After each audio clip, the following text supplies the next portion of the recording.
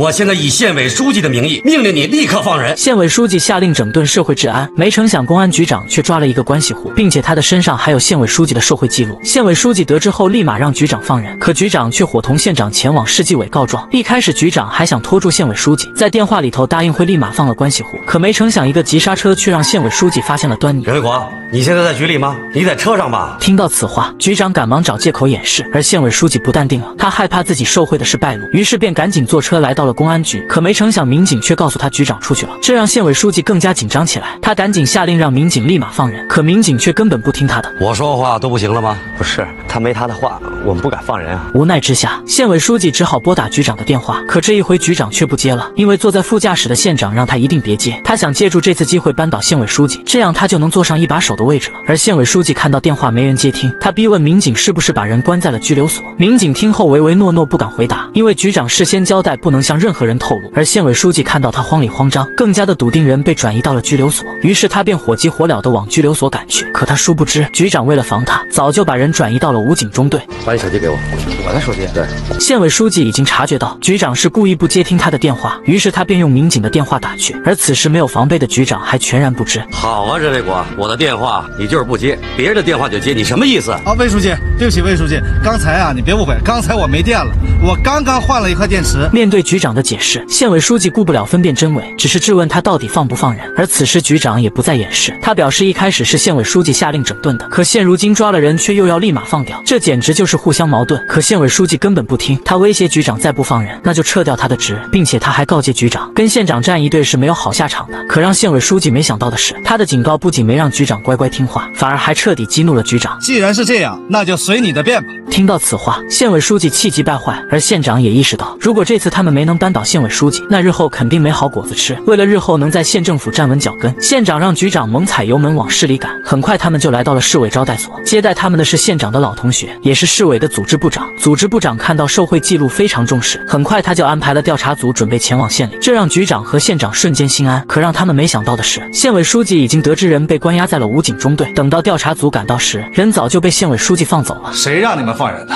我不是告诉你了吗？没我的话，谁也不许放胡玉山，他可是要犯。可魏书记亲自来要人，我怎么敢不放？局长没有想到县委书记的能量竟然这么大，而这也恰好证明了受贿记录是真的，不然县委书记不会这么着急。可现如今缺少了关键的证人，这让县长和局长很是被动，他们清楚的知道日后难熬了。而县委书记也很快就展开了报复，第二天他就召开了常委会，并且还让办公室的周主任通知局长列席参加。在常委会上，县委书记一上来就否定了县长要建农机配建成的项目，随后立马敲定要在县里的中心地带建设文化广场。尽管这是一项不利民的政绩工程，县委书记为了能应付领导的视察，他还是毅然决然的要这样干。之前他还会顾及县长的感受，可现如今县长要和局长扳倒自己，他也就不再给县长留面子了。而局长的下场比县长惨得多。我提议县公安局局长任维国同志停职反省。听到此话，县长很是震惊，他没想到县委书记竟然会如此绝情。可会议上所有的常委都不敢发声，因为他们都知道县委书记这是杀一儆百，为了就是以后没有人敢和他叫板。而县长再也忍不住了，他站起来替局长喊冤，毕竟他是和自己同一阵营的。可即使他说的再好，都没有人敢站出来支持他。哎呀，我是倒了，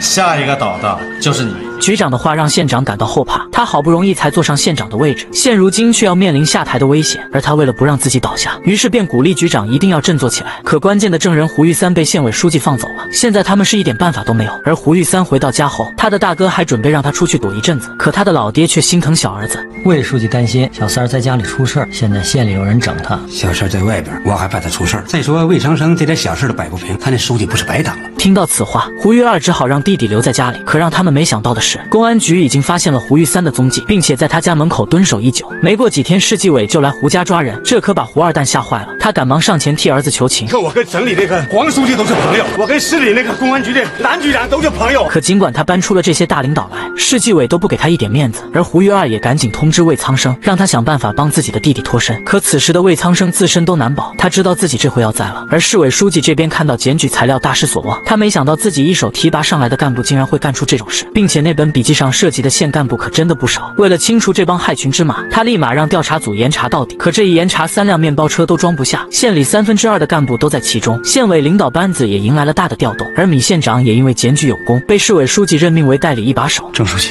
感谢组织对我的信任。对于这个任命，米树林是开心的，因为他对一把手的位置惦记已久。但在领导的面前，他还是表现得替魏苍生感到惋惜，而这也是他只能成为代理书记的原因。因为领导知道他是靠检举上位的，这样的人市委书记还不敢直接重用。但目前已没有办法，因为人都被抓完了，就只能让米树林顶着上了。但市委书记还是给了米树林忠告：首先要保持稳定，稳定是第一位。有本事的出成绩，没本事的不要出事儿，不出事儿也是成绩。米树林当然明白，稳定才是重中之重，所以他一上来就推行民生项目，先是敲定了农机配件城的建设，把老百姓的肚子先给填饱。他知道，只有让老百姓富起来了，那县里的市场经济才能带动起来。而米树林除了注重民生，他还得拉拢班子，所以便把局长又恢复了职位，并告诫其他干部不必担心他用扳倒魏苍生的手段来对付他们。有些人是怕火烧到自己身上，其实怕是没有用的。我相信在座的咱们都不怕吧？说他们不怕都是假的，因为魏苍生之前可是市委书记的秘书，连这样有背景的人都被搞了下去。而除了这群县干部，胡玉二也在害怕，因为他们好不容易建立起来的关系网，就这么被米树林搞没了，日后想在县里办事可就难了。然而胡二蛋却告诉儿子别慌，因为他知道不管是谁做一把手，那都是要搞建设的。魏苍生在位时，他们就支持建文化广场，而米树林上来了，他们就在农机配件城下功夫。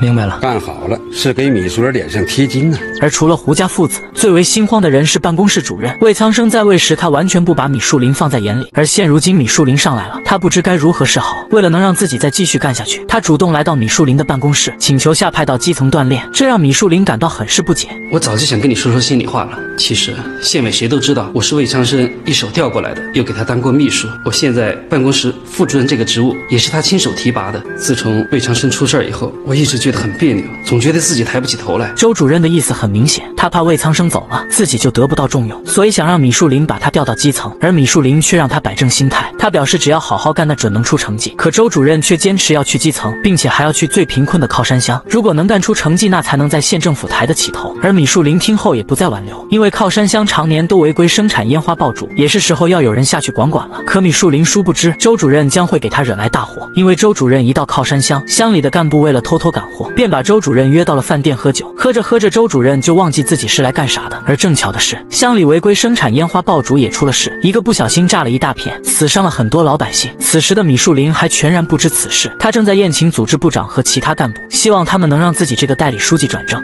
我接个电话，对不起啊。米县长，余家村爆炸了！听到此话，米树林直接站了起来，这种大事直接就会影响他的晋升。他愣在原地很久都说不出话来，等到他回过神后，才急冲冲地赶到靠山乡。他看到现场的景象后，彻底的对自己转正的事无望了。而他的老同学组织部长还在替他说好话，他认为这场事故责任不在米树林呢。可市委书记却说，他主持县里的工作，不是他的责任，是你的。那任命的事儿就不要任命了，以后再说吧。另一边，得知了靠山乡出事的胡玉大非常的幸灾乐祸，因为他知道这会影响米树林晋升，只要米树林升不上去，那么县里的陈副书记就有机会，而陈副书记是很好收买的。可胡二蛋却告诉他行不通，因为陈副书记已经快到了退休的年龄。你说市委要看好他，就不会派魏长生和米树人来了。为了能在县里站稳脚跟，胡二蛋认为不如靠自己，因为胡玉大本来就是副乡长，要是能当上乡党委书记，那在乡里可就只手遮天了。所以胡二蛋便嘱咐儿子，让他去省城给女儿买一条金项链。而胡二蛋的这个女儿可不简单，她在省委书记的家里当保姆。